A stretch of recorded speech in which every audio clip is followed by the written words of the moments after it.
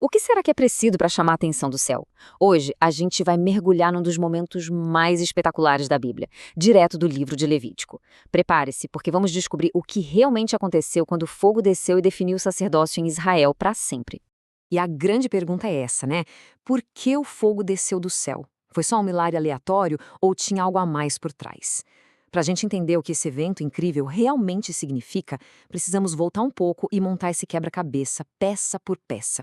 Ok, vamos lá. Para a gente captar a dimensão do drama do fogo, a gente precisa primeiro entender o cenário. Porque, olha, aquele não era um dia qualquer na vida de Israel. Era um dia monumental mesmo, o começo de uma era completamente nova para a nação. E quando tudo isso aconteceu? No 8º dia. E esse número, ele não está aí por acaso não. É uma pista super importante. O momento específico é absolutamente crucial para a gente entender a grandiosidade do que estava por vir.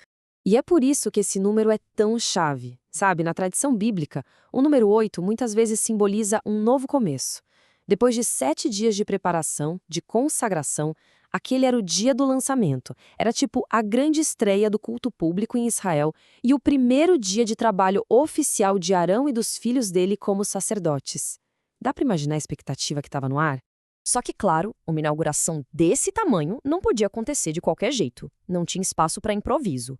Existia um plano divino, um conjunto de instruções vindas do céu que precisavam ser seguidas à risca. E aqui está o ponto central, a condição para tudo acontecer. Moisés fala, basicamente, façam exatamente isso, porque foi o que o Senhor ordenou. E atrelada a essa condição, tinha uma promessa incrível. Se a obediência acontecesse, a glória do Senhor apareceria. O objetivo final, então, não era só seguir um monte de regras, mas experimentar a presença de Deus de um jeito real, palpável. Isso leva a gente para um princípio fundamental aqui. A bênção, ela vinha depois da obediência. E o processo que eles seguiram era incrivelmente detalhado, e cada passinho ali estava carregado de um significado teológico bem profundo. Então, como é que isso funcionou na prática? Bom, a ordem dos acontecimentos aqui é tudo, pensa só. Primeiro, Arão, o líder, oferece sacrifícios por ele mesmo. Isso já mostra uma coisa muito poderosa. A liderança espiritual não é sobre ser perfeito, mas sobre reconhecer a própria necessidade da graça. Foi só depois de se acertar com Deus que ele pôde, então, representar o povo. E o texto faz questão de enfatizar isso várias e várias vezes, dizendo que tudo foi feito como o Senhor ordenou. Cada detalhe, sabe? Cada sacrifício foi executado com uma precisão cirúrgica. E essa fidelidade toda não era só burocracia religiosa, era a chave que ia abrir a porta para a manifestação de Deus. Ok? Com cada instrução seguida à perfeição, o palco está montado. A obediência foi completa. E agora, a gente chega no momento que todo mundo estava esperando. O clímax da história. O fogo do céu. Tenta imaginar a cena. Os sacrifícios foram feitos, Arão abençoou a multidão, aí ele e Moisés entram na tenda sagrada. Quando eles saem, abençoam o povo uma última vez. A tensão ali devia ser palpável. E então, o momento acontece. E a promessa se cumpre. De repente, a glória visível do Senhor aparece para todo mundo ver. Um momento de tirar o fôlego, com certeza. Mas olha, isso era só o começo. E aí vem a resposta para a nossa pergunta inicial. Da presença de Deus surge um fogo sobrenatural. Ele desce e consome completamente as ofertas que estavam no altar. Não dá para confundir, isso não era um fogo comum, era um sinal, uma resposta direta, poderosa, vinda do céu. Então, o que esse fogo significava afinal? Pensa nele como se fosse o selo de aprovação divino. Foi Deus dizendo, eu aceito isso.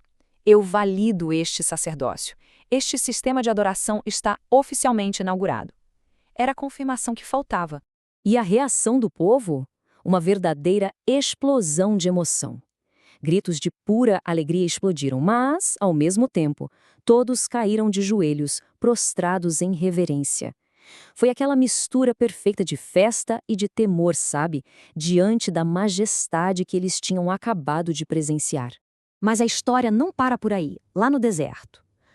Teologicamente falando, esse evento espetacular é como uma sombra, sabe? Um prenúncio de algo ainda maior que estava por vir. Olha só como a conexão funciona. Arão é tipo um protótipo, mas Cristo é o modelo final, o perfeito. E a diferença é crucial. Arão, por ser humano, precisou primeiro oferecer um sacrifício pelos próprios pecados. Já Cristo, o sumo sacerdote perfeito, não tinha pecado. Ele não ofereceu um animal, ele se ofereceu, uma vez por todas. E tem mais um paralelo aqui que é fascinante. O fogo lá em Levítico inaugurou e confirmou a antiga aliança. Séculos depois, no dia de Pentecostes, o fogo apareceu de novo, dessa vez como línguas de fogo sobre os discípulos. Esse segundo fogo veio para confirmar a nova aliança, dando o pontapé inicial para a era da igreja. 2 fogos, 2 novas eras. Bem interessante, né? Ok, uma história incrível. Mas e aí? O que isso tem a ver com a gente hoje? Esse evento tão antigo está cheio de lições práticas, atemporais, que dá para aplicar diretamente na nossa vida. Vamos ver os principais pontos que dá para a gente tirar disso. Primeiro, a verdadeira adoração tem a ver com fidelidade a Deus, não com as nossas preferências. Segundo, liderança de verdade começa com integridade pessoal. Terceiro, a bênção divina muitas vezes vem como consequência da fidelidade. E por fim, uma adoração que mistura alegria e reverência, bom, isso chama a atenção do céu. Isso tudo nos deixa com uma pergunta para reflexão. Se aquela adoração obediente e fiel lá em Levítico trouxe o fogo visível de Deus, o que será que uma adoração sincera hoje convida a acontecer na nossa vida e nas nossas comunidades? É algo para se pensar.